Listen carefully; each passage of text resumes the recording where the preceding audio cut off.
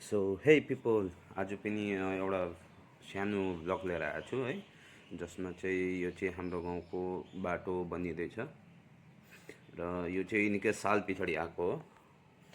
अन्त अहिले चाहिँ हाम्रो यो गाउँको केटाहरूले बनाउँदैछ बाटोको काम चाहिँ। र बाटोको काम चाहिँ यस्तो छ, हेर्नुहोस्।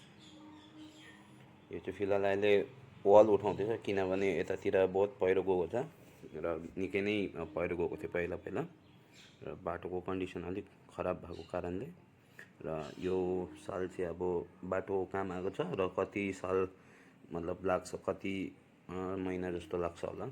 र बाटो पहिला यस्तो सानो थियो र अहिले चाहिँ अलिकति भए पनि चौडा बनिएको छ। र यहाँ चाहिँ हाम्रो मिस्त्री लेबरहरू छ, जो चाहिँ हाम्रो गाउँकै हो।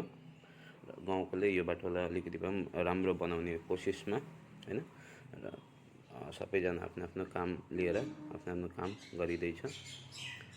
बाटो चाहिँ यस्तो हिसाबले बनिँदैछ कि चौडा चाहिँ अलिक भए पनि ठुलो होस् र गाडी दुईवटा छिर्ने, जसमा कि बाटो चाहिँ बनिन्छ। धन्यवाद।